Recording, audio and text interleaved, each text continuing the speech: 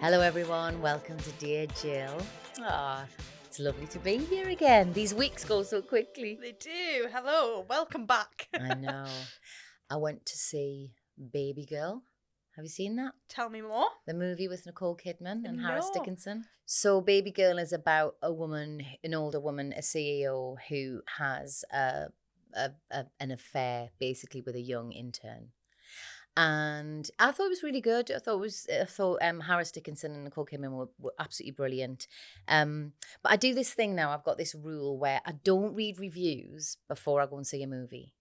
Wise, probably. Yeah, because, who are those to tell me whether they think a movie is good, bad, and whatever, So I don't like to be influenced by what I've read. So I went to see it, really enjoyed it. Me and my boyfriend really enjoyed it. And then I came home and then I like to have a look just out of interest. And it got some pretty scathing reviews actually from some people, not all people. And then it just got me thinking about like how we consume art and how sort of judgmental we are about what we see and how we see it. And years ago, I went to New York and it was with an ex-partner, and we both decided we would go to a museum. And my sort of history with museums is I sort of want to like them more than I do, and I sort of feel like I should like them and I feel like I should have a good time. But in all honesty, this is what usually happens to me in a museum.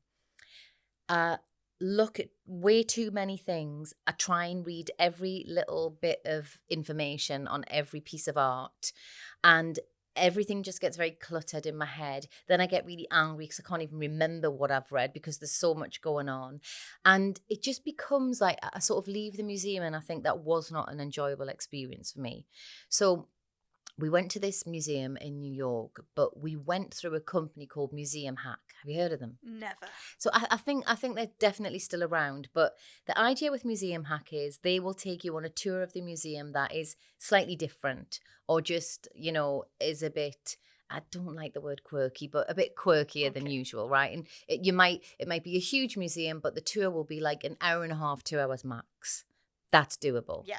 So anyway, we get there and it was so much fun. So basically what they did was they chose, I'm going to say something like 8 to 15 pieces of art that we saw only in the museum, in a huge museum. It's only 15 pieces, but for every piece you saw, they gave you like a really interesting story. And it could be about the piece itself. Let's say it was a sculpture, somebody knocked it over and they had to repair it, and everyone was up in arms about it. Or there was a piece that we saw that was in like the Oriental section, and apparently the curators were fighting over it because even though it was in the Oriental section, it also classified for a different category. And apparently the competition between curators in museums, especially in the big ones in New York, is fierce, and they get really, really jealous when somebody's going to get a piece that they want in their section. Oof. Yeah, really good. So I had this really great experience. It was really good fun, and I remember a lot about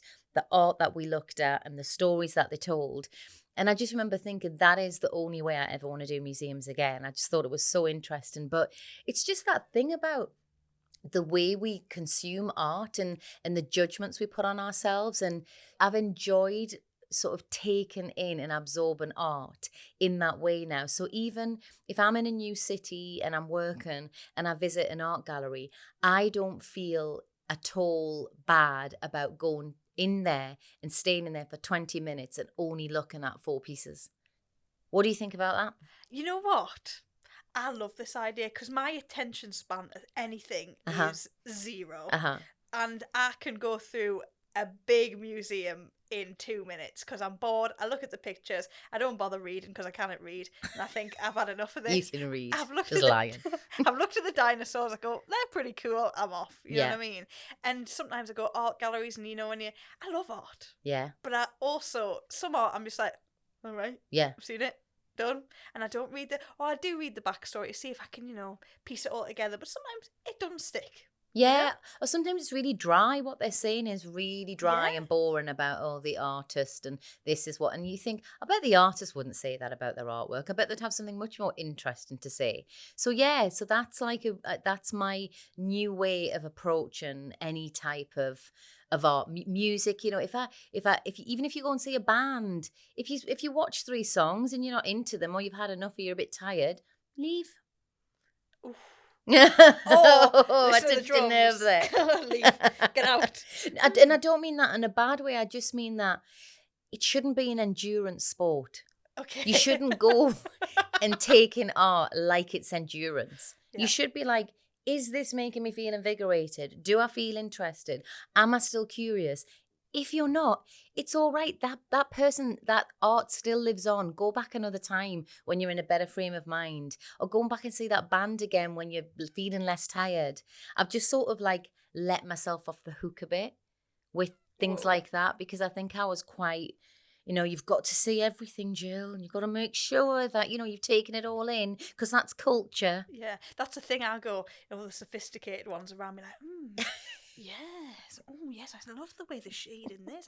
I love the drum in the background. I go, what are you talking about? Yeah. You know what I mean? That's enough. Museum hack.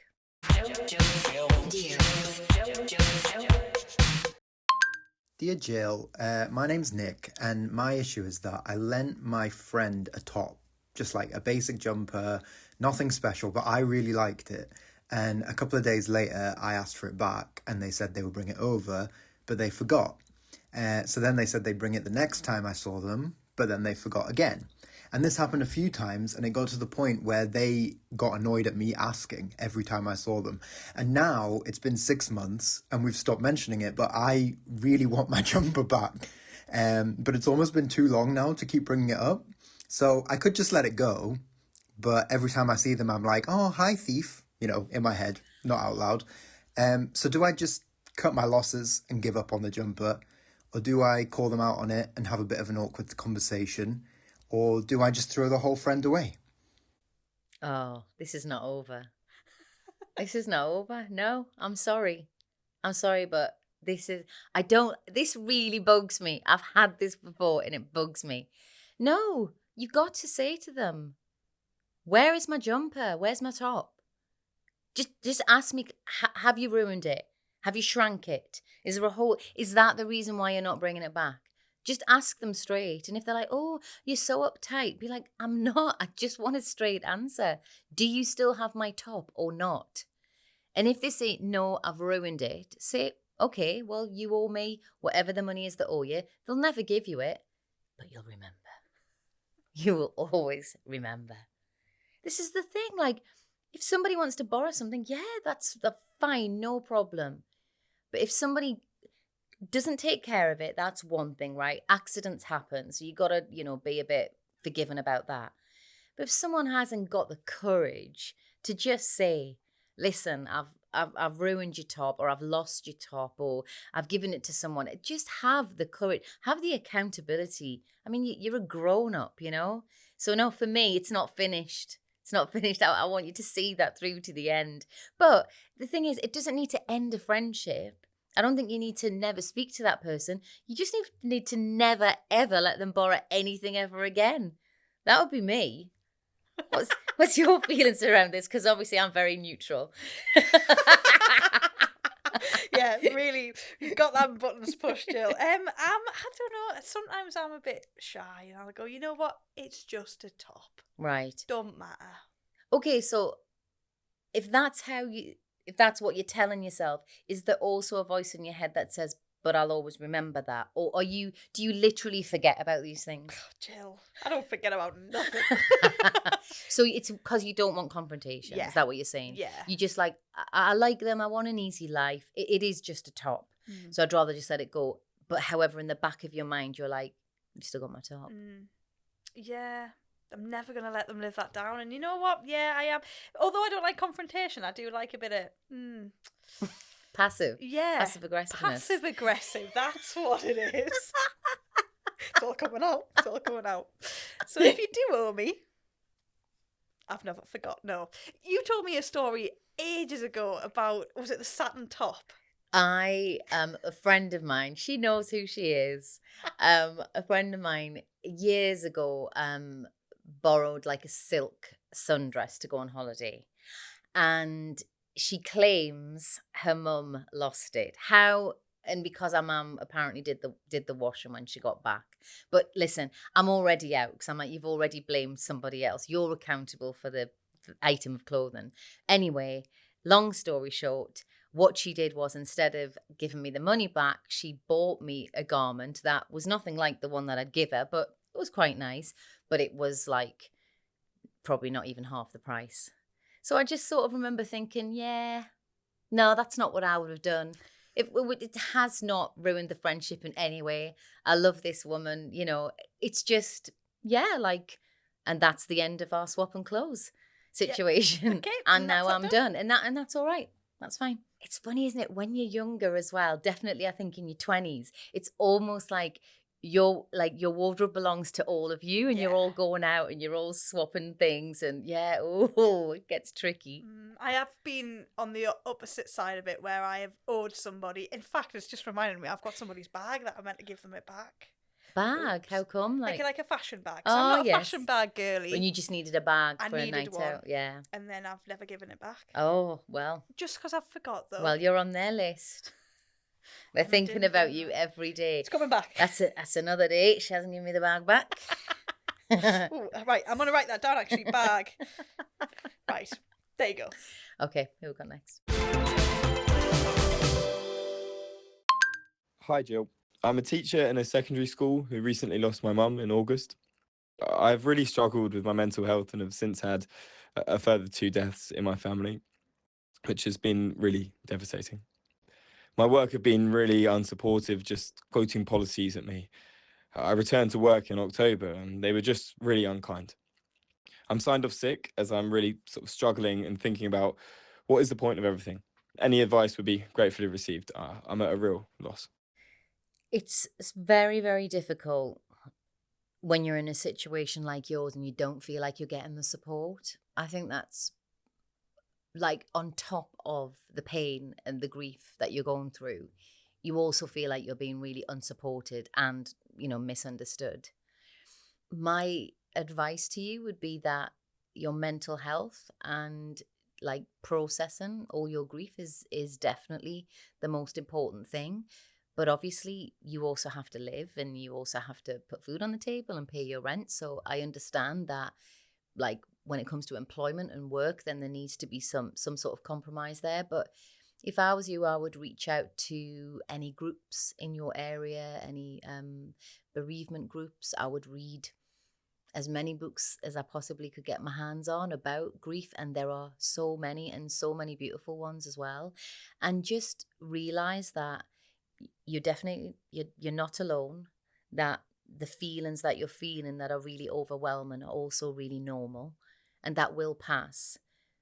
But I think it will only move forward with you if you allow yourself to feel the feelings and also connect with other people, because it sounds to me that you probably feel a little bit isolated in your situation. I think from the voice note it feels like maybe you feel quite alone in this situation. So I always think that reaching out and connecting and knowing that other people are going through what you're going through, it just makes the world of difference. We lost our stepdad quite recently, and my mum just a few times now has been to a little cafe that I think it's on like once every 2 weeks or something, like from in the area that she's from. And it's just people coming together who have lost people to have a cup of coffee and to have a chat. And I just think that is just the most simple, most lovely thing, because you don't have to chat about that if you don't want to when you see people, but you know that everybody there knows exactly how you feel and is going through the same thing. And it sounds like that's what you need, just to feel connected and understood and realize that grief is absolutely a part of life, and it's not something anybody escapes from, and that you've got people who can help. But it is always hard balancing that with work. So I understand the struggle, definitely. But I hope you get to a point where you feel like you can go to work and you can manage how you feel and it doesn't feel so scary and overwhelming. What's your sort of advice for knowing when going back's the right time? Because you have a death in the family, someone close passes, and you think, this is it, like I want to hide myself away, lock myself away, not have to deal with life and the day-to-days. But there is a time when you have to get back to work, money, you need to do stuff, and as hard as it is there a time when you know that you're ready? I mean, it's a great question, but it's so hard because it's so personal. I would just say that if you're not processing that word again, but if you're not feeling the feelings and you're not allowing yourself to go to the places of the sadness and the loss and all of the pain and the anger that you might be feeling, you'll probably never feel like you can go back, because holding on to that amount of emotion is completely overwhelming. So you imagine how hard it is to be able to hold on to that and to keep it contained and then walk into a school and have to deal with, 30 pupils or a meeting that you have to go to. Of course, that's going to feel overwhelmed. So in order not to feel overwhelmed, you have to keep moving the emotions. You have to keep looking at them. You have to keep feeling them. You have to keep sort of like cyclically kind of like letting them go through you, so that you might go back to work and you might think, oh, today's been really hard, but I managed it.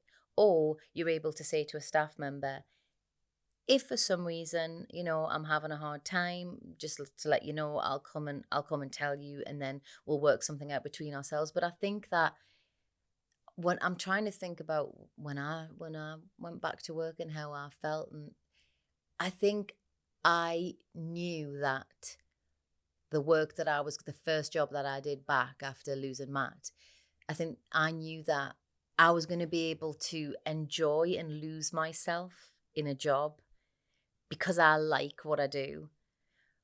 But I don't have to answer to, 50 people. I haven't got lots of people asking me questions. I can just get on with my job and just do my thing. So it's very different, but I just think the key to it is, if you're not feeling it, you're going to be holding it. And if you're holding it, it will always feel like overwhelm. Yeah. Good advice. Thank you. Our next one's from Sam. It's been voiced by someone else. Okay. Dear Jill, I send you lots of love, especially at this time of year. I lost my mum 2 years ago. She was 57 and I'm 1 year into my nursing degree. My dilemma is, how do we know that it's all worthwhile? An impossible dilemma. When I think about the people that have been in my life and are now gone, nanas, grandas, parents, partners, they won't know this, but they've had a profound effect on me. And I know that part of them lives on in me, the parts of them that I connected with, that I wanted to take from them, that I learned from them. They didn't even know that I was learning from them. I was just watching them and picking things up or repeating something they might have said. I don't think we ever know what effect we have on people. And maybe rightly so, is it even healthy to know what your legacy is? Because is that just going to like feed into this sense of ego? I think that it's worthwhile being here because every single person on this earth will be having an effect on somebody else in a positive way. And they might never know. They might not even have met that person. They might have just said something or somebody's heard something. I mean, that to me is why it's worthwhile, because every one of us matters. And I think so many people go through their lives feeling like, yeah, what was the point of my life? What kind of impact did I have? Who'll remember me? I mean, there are so few people that are so famous that they go down in the history books and they get quoted back. But the people in my life who have had the biggest influence on me, they're not the famous people. They're just the people who I was close to. They're the people who made me feel a certain way, or gave me a piece of advice that I will never forget, or that I watched even from afar and thought, I like that quality that they have. I really enjoy the way they approach something. I'm going to take that into my life. So you're having a profound effect on someone else's life, whether you know it or not. And that's why I think everybody's life is worthwhile. What do you think, Emma? You nearly got us there. You nearly got us. You're the one, you. Yeah. We're all, you know. There's a lovely word called Sonder. I think I was going to say it's German, but I'm not sure if it definitely is. But it's a word that says that every single person that you look at in the world has a really interesting, complex internal life, and that you will never know about, and you might pass them by and think they're insignificant, or think, you know, they'll have no impact, but everyone's living a very rich and complex life. But we only ever get to know about the very few, you know. And I love that word, because then it really makes you feel like we're all equally as important. Which we are. Yes. I like that word. Is it Sonder? Sonder. So Sonder. Help if I could spell it. Told you I cannot read and write. Sonder is a word that describes the feeling or realising that someone has a life as complex as your own. And it can also refer to a short-term rental company or bike brand. No, I don't like that bit. Yeah, get that bit out. But really nice one. Come on, man, I'm being all profound and whimsical. Hiya, Jill. Hi, Sig, how you doing? I'm good. Good. A bit nervous, but I'm good. Well, you don't have to be nervous. You just have to let me know what's on your mind, and hopefully I'll be able to help. So I'm a young 54-year-old, a single dad to my amazing son who's 12. So he's not only is he my son, he's my best friend, and my whole world just revolves around him. I've been single now, coming up to, it's over 2 years, and now I feel ready to meet that special person, if it exists, someone to really share my life as I grow older. So I'll tell you what's on my mind. I've got a few points. One, how do you even get started? Two, are dating apps the right place for someone like me? And if so, you know, where do I go? Which ones? Will being a single parent put a lot of women off? And really, how do I meet someone organically, naturally in today's world? I think we did many years ago. And the big one really is, which is probably putting the blockers on everything, is how will this affect my son? Because, you know, we've gone through a tough 2 years. Him and I, he's been my rock, I've been his rock. And I don't want to disrupt the dynamics that him and I have. But also at the same time, I don't want to give up finding love. So that's my dilemma. There's a lot going on there, and I can relate to every single part of it. Single parent, dating, just the dread almost of, oh, do I have to put myself out there and step back into that world, and how will it feel, and the protection that you have around your child. I just totally relate to everything you've said. So let me know if I miss anything out here. But first of all, I think you said, you know, dating apps. Are they, what did you say? Are they the right thing to do, or? Yeah, for someone of my age. I mean, I in my opinion, because I have friends, I'm going to be 50 this year, and I have friends on the dating apps that are my age. So I absolutely think that dating apps are for people of any age. I mean, you put your age on the app, and then people who are looking for somebody your age will find you. Whether you like them or not, or whether they work for you, that is dead personal, because I didn't feel that comfortable on them. But that is a very personal experience to me. I just I didn't necessarily find the sort of, like you say, like the chit chat and then the meeting for a coffee. I just didn't find it very fulfilling, and it left me feeling a bit empty. So they weren't really for me. But I definitely think it's worth giving them a try. And there's quite a few out there at the minute, so you could look at the ones that perhaps are maybe what you would say, like maybe more serious, or people who actually want a relationship sort of thing.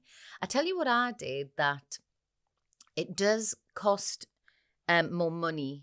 Like, there's a lot of dating apps that are free, but I actually signed up to like a dating agency, which sounds terribly, terribly old fashioned. But what I liked about it was you signed up to an agency, and then you knew that everyone that you were matched with were really very serious about meeting someone, and you have like a very in-depth interview with the agency, and they write a sort of a much more in-depth profile for you.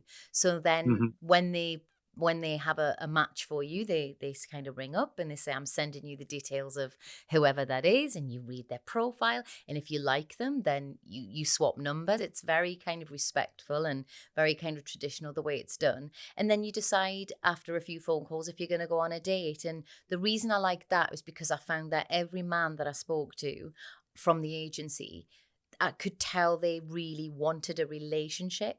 They weren't just wanting a date. They weren't wanting a one-night stand or to mess around. They were interested in genuinely, meeting somebody to spend the rest of their life with. So that's an option for you if you wanted to try that. I didn't meet anyone on there who I stayed with, but I did meet a few people who I liked. It just didn't happen to, go that far. And then I think what is really interesting is there's a guy called Matthew. Oh, God, I'll have to see if I can remember his second name as I talk to you. But he's a dating expert. He's all over the internet. And he said something interesting that I very much took to heart when I was still trying to date, which is that the dating apps and the dating agency and I did some speed dating as well, and actually it's become a bit more fashionable now to like do like the old kind of mixes and things like that, and I would really recommend them, because I made a decision sort of very early on that I would do all this and I would put myself out there because I wanted to send a message to the universe that I wanted to meet someone. So instead of thinking that's the only way I'll meet someone, or that can, that it's only the app that'll work for me, only the agency or the speed dating, I just thought I just want to show the universe that I am willing to meet it halfway and put myself in uncomfortable positions.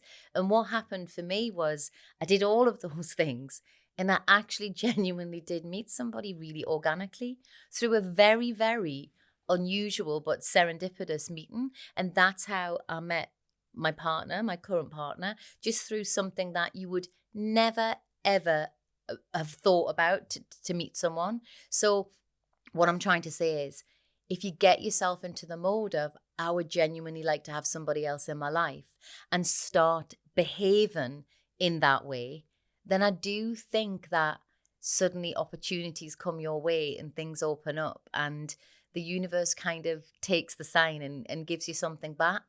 I think one of the things that you said that could definitely be holding you back, though, is the effect you think it'll have on your son. Now, again, I have a son as well, so I know exactly what you mean. Yeah. And I think when you've been single for a long time, like I was, you get very, very close to your child, and you do worry that it's going to disrupt the dynamic that you have. But I think if you have a good relationship with your child, and you can be honest enough, I mean, he's 12, so you can talk to him and you can say, look, I love our life and I love what we have, but there's also a part of me that would really love to be loved in a way like to have a partner. And I think that is very easy to understand as a child, and I think that if you have a good enough relationship, your child would be on board with that. In fact, some kids get quite excited at the notion of, hoping that their mom or their dad will meet someone. And that's what I found with my son. I talked to him very openly and honestly and said, I'm not unhappy with my life. And I'm certainly not unhappy with just being in the house with you. I love it. But I am definitely ready for a romantic partner. I'm definitely ready to bring somebody else in. But just so you know, whoever I do, if I do meet somebody and bring them in, it's only going to work if we can all get on. You're still a priority for me, you know? And I think if you can say that to your child and say, you will always be a priority, and I'm not going to abandon you, and I'm not going to bring somebody into the dynamic that you don't like or that is mean in any way, then I think they would be on board with that. What do you think about that? Yeah, I think the reservations are that you meet someone, you get on really well, you're attracted, emotionally connected, intellectually connected, and you get maybe 3, 6, 9, whatever, X number of months down the line. And at what point do you then say, right, to your son, right, I've met someone, do you know what I mean? Then the mum, if I do that too early and it doesn't work out, and if he gets attached to that other person, then he's going to go through the same turmoil he did maybe a couple of years ago. So I think that's more the reservations, is at what point do I break it, and then what happens if it doesn't work? You know, how will he be impacted? So I think they're more the reservations than anything else. Yeah, I mean, I understand, but I think that if you start dating somebody and after a month or so you think, yeah, I really like this person, it's got legs, all you would need to say is, I've met somebody and I enjoy her company, and we're just seeing how things go. A few months later, if you're still together, you say, you know what, I really think I'm starting to develop feelings for this person. And then a few months later, if you're ready to introduce them, everything is done in stages. I think when you think of a problem and all you do is just, like I would do, just lie in bed and think of all the obstacles that could possibly happen, everything just seems, there's so many questions, it's too overwhelming. But the reality of life is things happen incrementally, always. And as long as, you know, it sounds like you're very sensible and you would stay boundaried about it, but everything is going to happen in stages. And then the way I would sort of respond to your last question is, you know, what if it didn't work out and then you had to deal with that kind of loss again? Well, I think that's life. I think there is no guarantee with anyone. I mean, the man that I'm with now, I hope to spend the rest of my life with, but I can't guarantee that. Nobody can guarantee that. Part of loving someone is accepting that you could lose them. That is Yeah. that is what that is. And to protect your son from that feeling would mean that you would have to avoid love at all costs.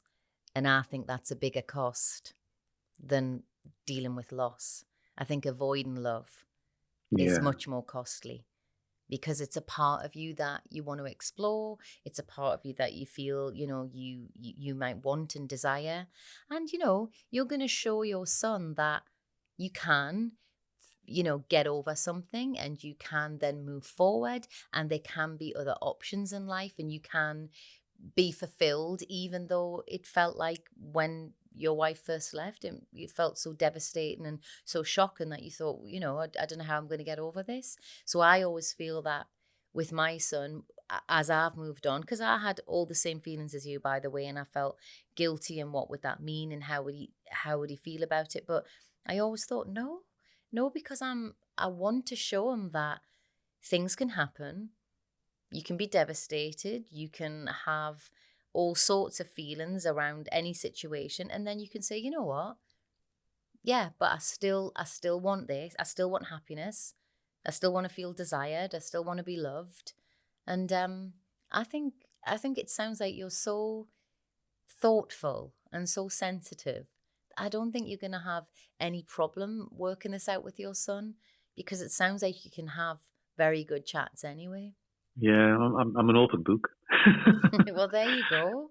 You just keep saying, yeah, you just, and keep, you know, I will check in, and certainly in the early days, I would always check in with my son. How do you feel about this? Is that all right? Like, oh, he's going to come round tonight and have tea with us or something. Is that, how do you feel? And honestly, that wasn't me asking him a question and then just hoping he would say, I'm okay with it. If he had have said, I'm uncomfortable, I would have said, okay, well, let's not do that. So you're right. It is a very different dynamic when you meet someone and you have a child already, and certainly when you've experienced something a bit more traumatic. But you just keep talking. If you're an open book, you just keep talking to him, but you keep saying to him, and by the way, however you're feeling and whatever questions you've got, that's fine as well. You can ask me anything. Put your feet in the water, just dip your toes in the water.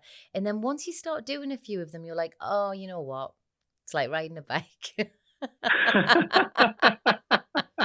That old cliche.